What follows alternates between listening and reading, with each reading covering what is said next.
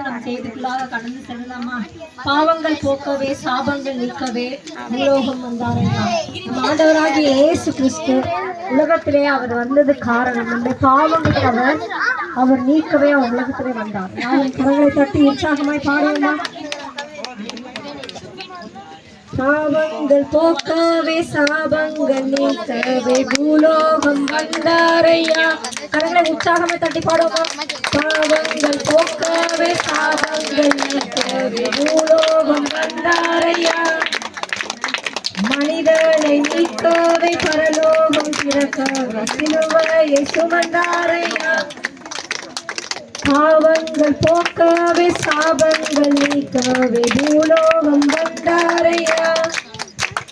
மனிதனை நீக்கவே பரலோகம் திறக்கவே சிலுவையை சுமந்தாரையா. கண்ணீரை துடைத்தாரையா, சந்தோஷம் தந்தாரையா. கண்ணீரை துடைத்தாரையா, சந்தோஷம் தந்தாரையா.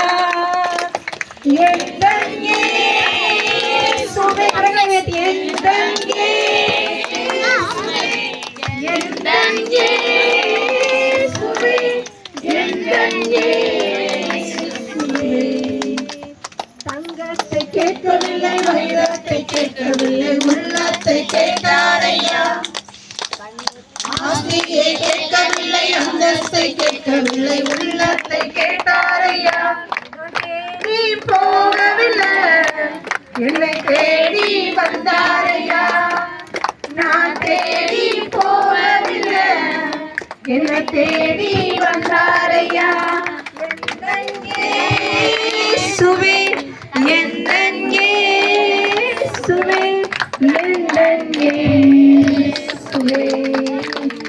தாய் உன்னை மறந்தாலும் தந்தை உன்னை மறந்தாலும் அவர் உன்னை மறந்தார். நண்பர் உன்னை மறந்தாலும் உன்னை மறந்தாலும் அவர் உன்னை மறந்தார். கரம் பிடித்து நடத்திடுவார், கண்களை மேல் நிறுத்திடுவார். கரம் பிடித்து நடத்திடுவார், கண்களை மேல் நிறுத்திடுவார். எந்தன் இயேசுவே, எந்தன் இயேசுவே, எந்தன் இயேசுவே. அம்மையாப்பா இந்த வேலையை கொடுக்க தாவே இங்கே வந்திருக்க ஒவ்வொருவரையும் நீர் ஆசீர்வதிக்கும்படியாய் ஆண்டவரே ஜெபிக்கிறோம். ஆண்டவரே அப்பா இந்த செய்தி நேரத்தை ஆசீர்வதிப்பீராக. நீர் இந்த கூட்டத்தில் வரும்படியாய் நான் முதலாவதாக அழைக்கிறோம். ஆண்டவரே நீர் வருவீராக. இயேசு நாமத்தில் பிதாவே ஆமென். யாவரும் உட்காருவோமா. ஹல்லேலூயா. உற்சாகமாய் ஹல்லேலூயா சொல்லுமா. ஹல்லேலூயா. கிறிஸ்துவுக்குள் பிரியமானவர்களே, இன்றைக்கு நாம் கூடி வந்ததுக்கு ஒரு மகிழ்ச்சியான காரணம், மிகுந்த சந்தோஷம். ஏனென்றால் என்னத்துக்கு வந்தோம்னா ஆண்டவருடைய பிறப்பை குறித்து நாம் கொண்டாட வந்திருக்கோம். அதனால கிறிஸ்துமஸ் நற்செய்தி கூட்டம் என்று இங்க இருக்கிற எல்லா எல்டர்ஸ்களும் சேர்ந்து இங்க என்ன பண்ணியிருக்காங்க, கூட்டத்தை ஆரம்பித்திருக்கிறார்கள். ஹல்லேலூயா. இயேசு கிறிஸ்துவுடைய பிறப்பு இந்த முழு உலகமே கொண்டாடி வருகிறது. பிள்ளைகள் அமைதியா இருங்க, சிறு பிள்ளைகள் அமைதியா இருங்க. இயேசு கிறிஸ்துவுடைய பிறப்பை இந்த முழு உலகமே கொண்டாடி வருகிறது. இங்க மாத்திரமல்ல, எல்லா நாடுகளிலும் தேவனுடைய பிறப்பை கொண்டாடி வருகிறார்கள். ஆதலால் அவர் வானாதி வானங்கள் தேவாதி தேவன், அவர் மூலமாய் தான் நமக்கு ரட்சிப்பு உண்டாகிறது. ஹல்லேலூயா. வேத வசனத்துக்குள்ளாக நம்ம கடந்து செல்வோமா. லூக்கா எழுதின சுவிசேஷம் 2ஆம் அதிகாரம் 10-11 வசனத்தில் இப்படியாய் சொல்லுகிறது. லூக்கா எழுதின சுவிசேஷம் 2ஆம் அதிகாரம் 10ஆம் அதிகாரமும் 10ஆம் வசனமும் 11ஆம் வசனமும். தேவ தூதன் அவர்களை நோக்கி, பயப்படாதிருங்கள், இதோ எல்லா ஜனத்துக்கும் மிகுந்த சந்தோஷத்தை உண்டாகும் நற்செய்தி உங்களுக்கு அறிவிக்கிறேன். இன்று கர்த்தராகிய இயேசு என்னும் இரட்சகர் உங்களுக்கு தாவீதின் ஊரிலே பிறந்திருக்கிறார். ஹல்லேலூயா. ஹல்லேலூயா. இரட்சகர் என்று சொன்னால் அவர் ரட்சிக்கக்கூடிய தேவன், அவர் ரட்சிப்பை உண்டாக்குகிற தேவன். ஏனென்றால் அவர் என்ன பண்றாருன்னா உலகத்தில் இருக்கிற பாவங்களை நீக்கிறதுக்காக அவர் பிறந்திருக்கிறார். ஹல்லேலூயா. அவர் ரட்சிக்கிறவர், அவர் உலகத்திலே அதற்காக தான் வந்தார் என்று நம்ம பார்க்கிறோம். இங்க ஒரு சிறிய கதையை நான் ஒன்று சொல்லுகிறேன். ஒரு தகப்பன் ஒரு பிள்ளைக்கு, சின்ன பிள்ளைக்கு ஒரு கிஃப்ட் தராரு. என்ன கிஃப்ட்னா ஒரு வைர மோதிரத்தை என்ன பண்றாரு, தகப்பன் வந்து பிள்ளைக்கு தராரு, மகளுக்கு தராரு. அந்த மகள் என்ன பண்றாங்க, அந்த வைர மோதிரத்தை வாங்கி என்ன பண்றாங்க, அங்க மேஜையில வச்சிடறாங்க, டேபிள் மேல வச்சிடறாங்க. ஆனால் அவங்க அப்பா என்ன பண்ணுறாரு, அந்த பிள்ளை வந்து அந்த கிஃப்ட்டை பார்த்துருக்கோம் அப்படின்னு சொல்லிட்டு அவங்க அப்பா நினச்சிருக்காரு. ஆனால் அந்த பிள்ளை என்ன பண்ணாங்க, கிஃப்ட் கொடுத்தா எப்படி கொடுப்பாங்க, எல்லாரும் சும்மா அப்படியே சாதாரணமாக கொடுத்துருவாங்களா? இல்லை, கிஃப்ட் கொடுத்தா என்ன பண்ணுவாங்க, எல்லா கலர் பேப்பர், நல்லா பியூட்டிஃபுல்லான கலர் பேப்பர்லாம் சுற்றி அந்த கிஃப்ட்டை வந்து என்ன பண்ணுவாங்க, பிள்ளைக்கு பரிசாக அளிப்பாங்க. அதே மாதிரி என்ன பண்ணியிருக்காரு, அவங்க அப்பா என்ன பண்ணாரு, அந்த மகனுக்கு பரிசாக அளித்திருக்காரு. இந்த மகன் என்ன பண்ணுறா, வாங்கி என்ன பண்ணிட்டா, அந்த பேப்பரை வந்து எடுத்துட்டு, கலர் கலரான பேப்பரை ஒட்டி அவன் எடுத்துக்கிட்டு அந்த வைர மோதிரத்தை என்ன பண்ணுறாரு, அந்த பிள்ளை வந்து அந்த மேஜையில் வச்சிடுறாங்க. வச்சுட்டு என்ன பண்ணுறா, அந்த கலர் பேப்பரை வச்சுன்னு விளாட்றான். கொஞ்ச நேரம் கழிச்சு அவங்க அப்பா வராரு, மறுபடியும் கேட்குறாரு, ஏமா நான் உனக்கு பிறந்த நாளைக்கு ஒரு கிஃப்ட் கொடுத்தனே, அதை நீ பாத்தியா அப்படின்னு கேட்டாரு. அப்பா அதோ அங்கே இருக்குப்பா அப்படின்னு சொல்லிட்டு அந்த மகன் சொல்கிறான். அப்போ சொன்ன உடனேனா இவ கையில் என்ன இருக்குதுன்னா கலர் பேப்பர் தான் இருக்குது. ஏன்னா அவ்வளோ நிறைய கலர்கள் சுற்றி அந்த பேப்பர் இவ கையில் வச்சு அவன் விளையாடிட்டு இருக்கான். ஆனால் அந்த மோந்திரம் அவ்வளோ விலை உயர்ந்த மோந்திரம் எங்கே இருக்குதுன்னா சாதாரண மேஜையில் இருக்கிறது. அதே போல அந்த சிறு பிள்ளையை போல நாம இல்லாதபடி தேவன் எதற்காக வந்தார்னா, அவர் நம்ம வைர மோந்திரமாய் நம்மளுக்காக தேவன் என்ன பண்றாருன்னா இந்த பூமியிலே அவர் வந்திருக்கிறார். இந்த சிறு பிள்ளையை போல நம்ம என்ன பண்ணக்கூடாது, அசட்டையா இல்லாதபடி எப்படியா இருக்கணும்னா நம்முடைய ஆண்டவராகிய இயேசு கிறிஸ்து தான் நமக்கு பரிசு. ஹல்லேலூயா. நமக்கு அவர் உலகத்துல வந்த பரிசு என்னன்னா, நம்மளுக்காக தான் அவர் வந்தார். நம்முடைய பாவங்களுக்காக, நம்முடைய அக்கிரமங்களுக்காக, நம்முடைய மீறுதலுக்காக அவர் காயப்பட்டு, அவர் நொறுக்கப்பட்டு, அவர் சிலுவையிலே அடிக்கப்பட்டு, அவர் 3ஆம் நாளிலே உயிர் தேர்ந்த தேவன் அல்லவா, அந்த தேவன் நம்மளுக்காக வந்தார். ஹல்லேலூயா சொல்லுங்களேங்க. சந்தோஷமா இருக்கிறவங்களா ஹல்லேலூயா சொல்லுங்களேங்க. ஹல்லேலூயா. அவர் ரட்சகர் நம்மளுக்காக வந்தார். இந்த கூட்டத்துல கூட இன்றைக்கு யாரெல்லாம் தேவனை நீங்க இன்னும் ஏற்றுக்கொள்ளலையோ, இன்றைக்கு நீங்க ஏற்றுக்கொள்ளுங்க. அவரை உங்கள தொடுவார். ஹல்லேலூயா. உங்களுக்கு என்ன பிரச்சனைகள், என்ன வேதனைகள், என்ன போராட்டங்கள், என்ன தேவைகள், நீங்க புதிதாக நீங்க வந்திருந்தாலும் சரி, ஆண்டவரே இனி நான் ஏற்றுக்கொள்ளல, நான் இன்னும் ஏசப்பாவே எனக்கு தெரியாது அப்படின்னு நீங்க வந்திருந்தா இன்றைக்கு ஒரு அர்ப்பணம் செய்யுங்க. ஆண்டவரை நான் ஏற்றுக்கொள்கிறேன், என்னுடைய தேவைகள் எல்லாம் அவர் என்ன பண்ணுவாரு, சந்திப்பாரு.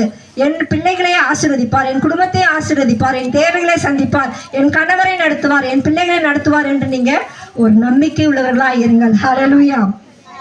கிறிஸ்மஸ்க்கு முக்கியமான காரியம் என்னன்னாங்க, 4 காரியம்.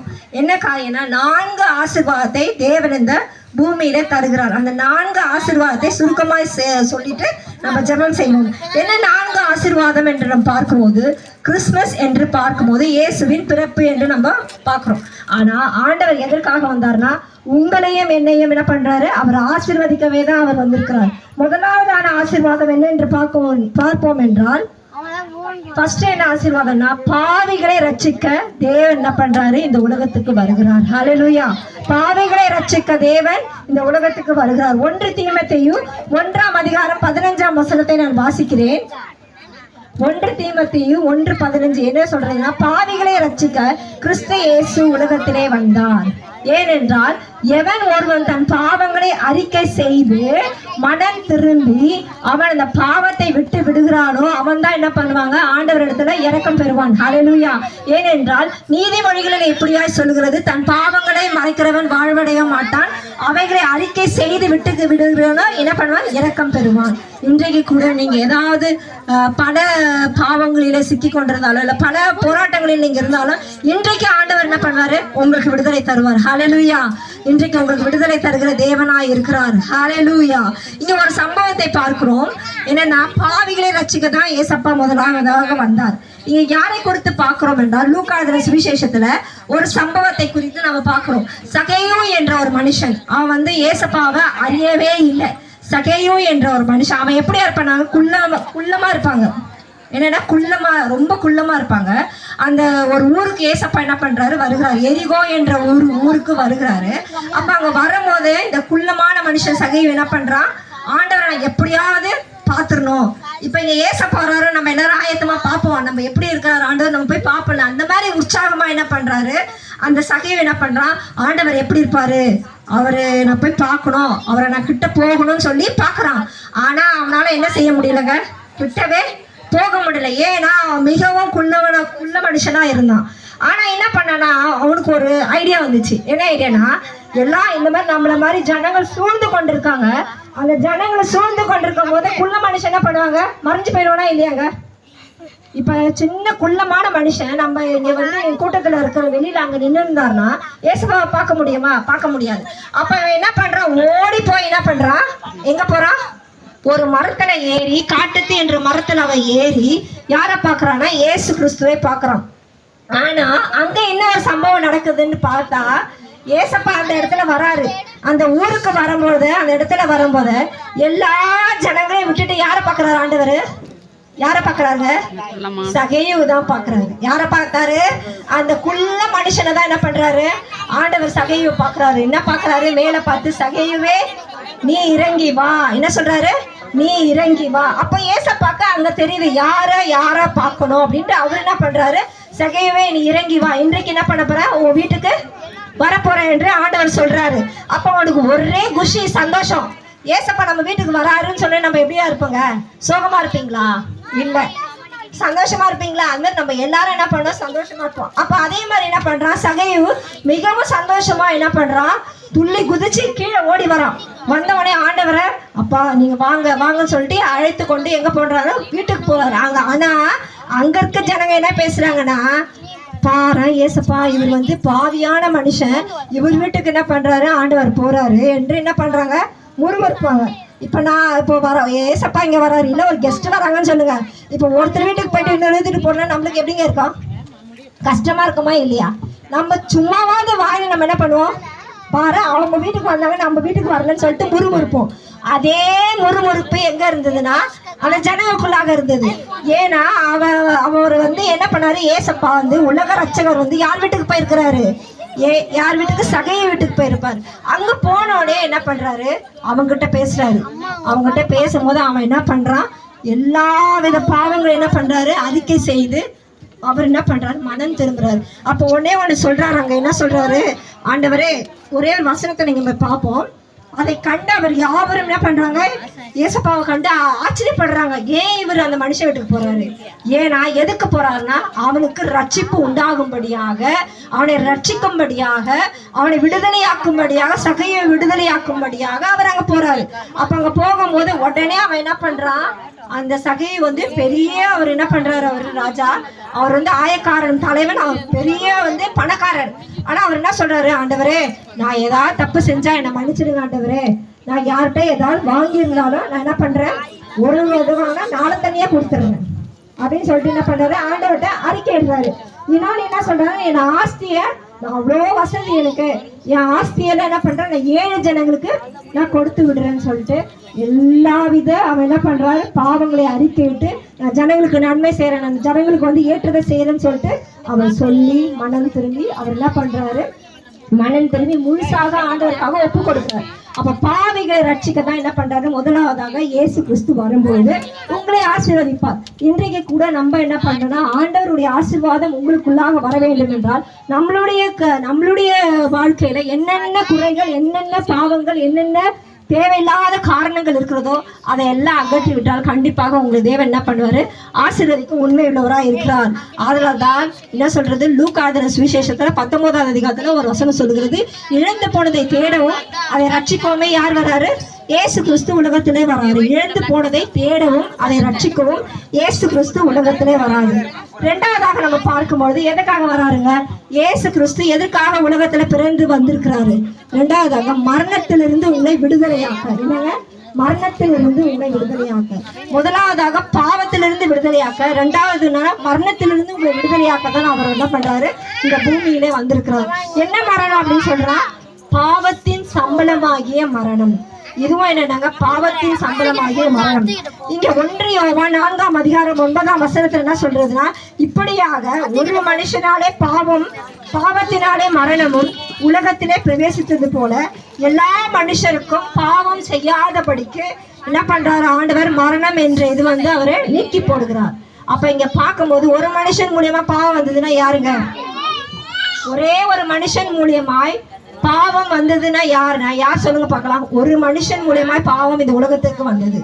அது யாருன்னா ஆதாம் மூலியமா தான் என்ன பண்ணுச்சு? இந்த பூமிக்குள்ளாக பாவம் வந்தது. ஏனென்றால் ஏனென்றால் என்ன பண்றாரு ஆண்டவர், என்ன சொல்றாரு, ஆதாமையும் ஏவாளையும் படைத்து விட்டு என்ன சொல்றாரு, இங்க இருக்கிற பழத்தை எல்லாத்தையும் சாப்பிடுங்க, இதை சாப்பிடாதீங்க ஒரு பழத்தை சொல்ல. ஆனா அங்க என்ன பண்ணல, அவங்க கீழ்ப்படியாம என்ன பண்றாங்க, அவங்க என்ன பண்ண பாவம் செய்யறதுக்கு என்னது, பிசாசானவன் சர்ப்பத்தின் மூலமாய் வந்து அவன் தூண்டி பாவம் செய்ய அவங்க என்ன பண்றாங்க, சபிக்கப்பட்டவர்களாய் அந்த ஆசீர்வாதத்தை இழந்து அவர்கள் என்ன பண்றாங்க, வெளியே போகிறார்கள். அப்ப அவர் கீழ்ப்படியாமையினாலே அங்க பாவம் காணப்பட்டது. அதனால என்ன பண்றாங்க, அவங்க ஆசீர்வாதத்தை இழந்தாங்க, அவங்க சபிக்கப்பட்டாங்க, ஆண்டவருடைய இடத்திலிருந்து பண்ணப்பட்டாங்க, புறக்கணிக்கப்பட்டார்கள், துரத்தப்பட்டார்கள் ஆதாம் ஏவாள். அதனால நாம் பாவம் செய்யாதபடி நீங்கள் ஒவ்வொருவரும் எச்சரிக்கையா இருக்கும்படியாக தேவன் விரும்புகிறார். அதனால்தான் சொல்றாரு ஆண்டவர், என்ன சொல்றாருன்னா, நீங்க என்ன பண்ற, பரிசுத்தமாய் இருங்கள், என்ன இருக்கிறாங்க, பரிசுத்தமாய் இருங்கள் என்று தேவன் சொல்லுகிறார். அப்ப கர்த்தருடைய வார்த்தை கீழ்ப்படியாமையினாலதான் என்ன வருங்க, பாவம் வரும். பாவம் வந்து என்ன சொல்றதுன்னா, ஒரு வசனம் சொல்றது, 1 யோவான்ல பாவம் உங்கள் வாசல்படியிலே படுத்திருக்கும் சொல்றாங்க. பாட்டி அழகா சொல்றாங்க, பாவம் உங்க வாசப்படியிலே படுத்திருக்கும். அப்ப நீங்க எந்த அளவு நீங்க ஜெபம் பண்ணணுங்க, எந்த அளவு விசுவாசிகள் புதிய ஆத்துமாக்கள் என்ன பண்ண, நீங்க ஏசு ஏசு ஏசு என்று சொன்னாலுமே போதும். இன்றைக்குதான் புதிதா வந்திருக்கீங்கன்னா உங்களை ஏசு ஏசு என்று சொன்னாலுமே போதும். ஏசப்பான்னு சொல்லி நீங்க ஒரு மனசுல ஒரு இடத்துல நீங்க ஏசு ஏசுன்னு சொல்லுங்க, உங்களுக்கு எல்லா கஷ்டங்கள் நீக்கும். உங்களுக்கு என்ன, உங்களுக்கு குறைகள் இருக்குதா, இல்ல உங்க பிள்ளைகள் வேலை இல்லையா, இல்ல குழந்தை பாக்கியம் இல்லையா, இல்ல கல்யாணம் ஆகலையா, இல்ல பண தேவையா, இல்ல கண்ணீரா, போராட்டமா, பிரச்சனையா, எது இருந்தாலும் ரட்சிக்கப்படாதவர்கள், புதிதாக வந்தவர்கள், நீங்க ஒரே ஒரு முறை உங்க தெய்வத்தை கும்பிடுங்க. ஆனா ஒரே ஒரு இதுல வந்து நீங்க இயேசு என்று சொல்லும் பொழுது அங்க ஒரு அற்புதம் உண்டாகும். ஹல்லேலூயா. மூன்றாவதாக நம்ம பார்க்கும் பொழுது என்ன சொல்றாரு ஆண்டவர், அவன் தம்முடைய ஒரே பேரானை விசுவாசிக்கிறவன் எவனோ அவன் கெட்டு போகாமல் நித்திய ஜீவனை அடையும்படிக்கு என்ன பண்றாரா, அவர் உலகத்திற்கு வந்தார். ஹல்லேலூயா. மூன்றாவதாக நம்ம பார்க்கும்பொழுது எதற்காக வருகிறார், நித்திய ஜீவனை கொடுக்கும்படியாக வருகிறார். நித்திய ஜீவன் என்று சொல்லும் பொழுது ஆண்டவர் படைக்கும் போது நம்மளை எப்படி படிச்சாருங்க, நம்ம படிச்சு என்ன பண்ணாரு, அவருடைய சுவாசத்தை கொடுத்தார். அவருடைய சுவாசத்தை, பிள்ளைங்க பேசாதீங்கப்பா, அவர் சுவாசத்தை கொடுக்கும் போதுதான் என்ன பண்றாங்க, ஜீவ ஆத்மாவானார்கள். அவர் தேவனுடைய சுவாசத்தை அவர் உருவாக்கி அவருடைய சுவாசத்தை கொடுக்கும்போது என்ன பண்ண, ஜீவ ஆத்மாவானான். இப்ப இங்க பார்க்கும்போது அந்த நித்திய ஜீவனை கொடுக்கிறவர் யாருங்க, ஆண்டவராகிய இயேசு கிறிஸ்து ஒருவர் மாத்திரமே. யோவான் எழுதின சுவிசேஷம் அதான் 3ஆம் அதிகாரம் 16ஆம் வசனம் சொல்கிறது, தேவன் தம்முடைய ஒரே பேரான குமாரனை விசுவாசிக்கிறவன் எவனோ அவன் கெட்டு போகாமல் நித்திய ஜீவனை அடையும்படிக்கு அவரை தந்தருளி இவ்வளவாய் உலகத்திலே அன்பு கூர்ந்தார் என்று நம்ம பார்க்கிறோம். அப்ப இங்க பார்க்கும்போது என்ன பண்ற, நித்திய ஜீவனை கொடுக்கிறவர் ஆண்டவராகிய இயேசு கிறிஸ்து. இங்க ஒரு சம்பவத்தை பார்க்கும்போது சமாரியா என்ற ஸ்திரீ வந்து என்ன பண்றாங்கன்னா, அந்த இடத்துல என்ன பண்றாங்க, இந்த சமாரியா ஸ்திரீ எல்லாருக்கும் பாதி பேருக்கு தெரியும். அந்த இடத்துல என்ன பண்ண, தண்ணீர் மொழில வந்திருக்காங்க.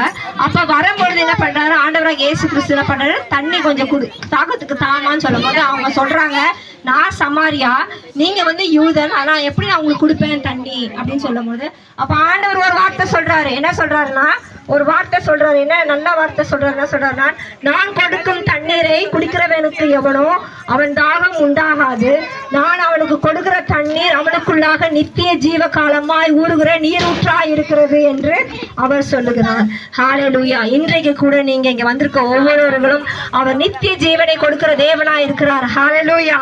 நான்காவதாக பார்க்கும்பொழுது உங்களை நேசிக்கிற தேவன், உண்மையாகவே ஆண்டவராகிய இயேசு கிறிஸ்து உங்கள் ஒவ்வொருவரையும் நேசிக்கிறார், உங்க குடும்பங்களை நேசிக்கிறார், உங்க பிள்ளைகளை நேசிக்கிறார், உங்கள் கணவரை நேசிக்கிறார், உங்கள் ஒவ்வொருவரையும் அவர் நேசிக்கிறவராக இருக்கிறார்.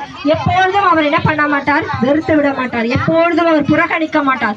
எப்பொழுதும் அவர் என்ன பண்றாரு, உங்களை நேசிக்கிறவர், உங்களை அன்பு கூறுகிறவர், உங்களை அரவணைக்கிறவர். ஆனால் தான் ஏசாயா 9ஆம் அதிகாரத்துல பசங்க கூட பாட்ட, நமக்கு ஒரு பாலகன் பிறந்தார், நமக்கு ஒரு குமாரன் கொடுக்கப்பட்ட கர்த்தத்துவம் தோளின் மேலே இருக்கிறது, அவரால் நித்திய பிதா, சமாதான பிரபு, ஆலோசனை கர்த்தர் எல்லாமே சொல்லப்படுறாங்க. ஆண்டவருடைய புகழ பத்தி அப்படி சொல்லப்பட்டிருக்கிறது. ஹல்லேலூயா. இன்றைக்கு அவர் உங்களை ஒவ்வொருவரையும் நேசிக்கிறார். ஆமென். ஹல்லேலூயா. உங்களை ஒவ்வொருவரையும் அவர் நேசிக்கிற தேவனாய் இருக்கிறார். ஆனால் நீங்க என்னவித போராட்டத்துல வந்தாலும் தேவன் உங்களை நேசித்து உங்களை விடுதலையாக்கி உங்களை ஆசீர்வதிக்கவே அவர் வந்திருக்கிறார். ஹல்லேலூயா. இன்றைக்கு கூட நம்ம யாவரும் எழுந்து நின்று கரங்களை மூடி ஜெபம் பண்ணி முடிப்போமா? ஹல்லேலூயா. ஹல்லேலூயா. யாவரும் எழுந்து நின்றுங்க. ரட்சிக்கப்படாத புதுசா வந்து கொண்டு முன்னாடி வாங்குங்க. புதுசா இன்னைக்குதான் புதுசா வரேன் அப்படின்னு சொல்லிட்டு புதுசா வரேன்னு சொல்லி ஒன்றும் சொல்ல மாட்டேன், ஜெபம் பண்ணிட்டு விட்டுருவோம். ஒன்றும் உங்களை பண்ண மாட்டோம். நீங்க புதுசா வரவங்க பண்ணிடுவாங்க, உங்க முகத்தை பார்த்துப்பேன். நானே எப்பயாவது வரேன். புதுசா வர சிஸ்டர்ஸ், புதுசா வர சகோதரிகள், நான் ஒன்றும் செய்ய மாட்டேன், உங்களுக்கு ஜெபம் பண்ணி ஒண்டி விட்டுடுவேன். வேற ஒன்றும் இல்லை. புதுசா வரீங்களா, போய் பார்க்குற மாதிரி இருக்கும்.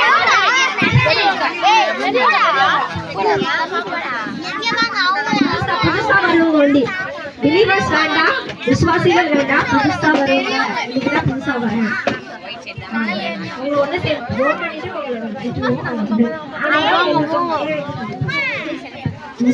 ஆண்டவரே அந்த வேலையில கூட ஆண்டவரே அப்பா புதிய ஆத்துமாக்களுக்காக ஜெபிக்கிறோம், எங்க அன்புள்ள சகோதரிகளுக்காக ஜெபிக்கிறோம். ஆண்டவரே இந்த நாளிலே, இந்த பிறப்பின் நாளிலே அப்பா இவர்கள் ஆண்டவரே நேரத்தை ஒதுக்கி வைத்து கட்டாவே ஆண்டவரே இந்த பிள்ளைகளையும் கூட்டிக் கொண்டு ஆண்டவரே இந்த ஆண்டவர் கிறிஸ்துமஸ் ஆண்டவரே நடனத்துக்கு வந்திருக்கிறார்கள். அப்பா நீர் இவர்களை ஆசீர்வதிங்க, ஒவ்வொரு சகோதரிகளை ஆசீர்வதிங்க, எங்க அன்புள்ள சகோதரிகளை ஆசீர்வதிக்கும்படியா ஜெபிக்கிறோம். ஆண்டவரே அப்பா இவங்க தேவைகள் சந்திக்கப்படுவதாக, ஆண்டவரே உங்க குடும்பங்கள் ஆசீர்வதிக்கப்படுவதாக, ஒவ்வொரு சகோதரிக்குள்ளாக குடும்பங்களுக்கு என்னென்ன தேவைகள் ஆண்டவரே வேணுமோ என்று கர்த்தாவே அப்பா உமக்கு தெரியும். ஆண்டவரே நீர் அவருக்கு அந்த தேவைகளை சந்தித்து ஆண்டவரே அவரை ஆசீர்வதிங்கப்பா.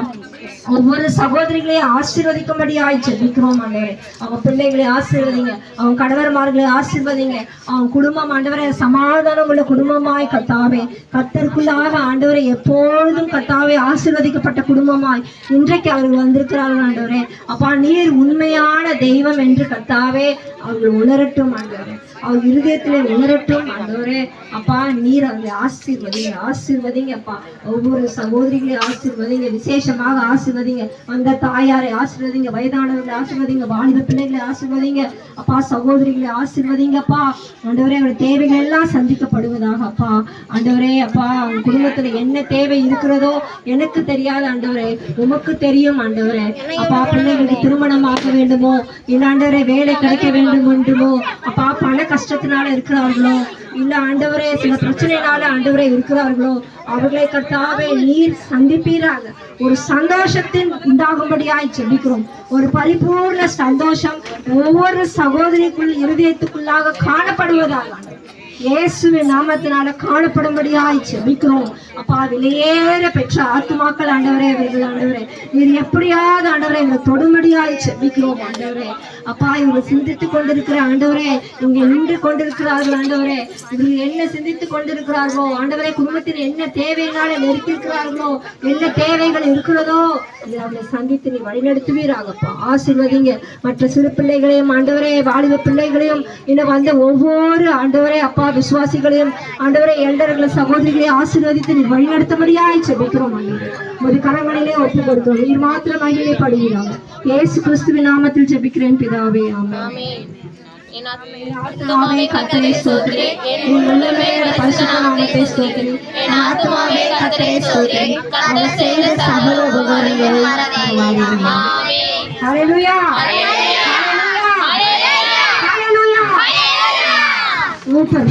ஏன்னா நீங்க உற்சாகமா கை தட்டுங்க.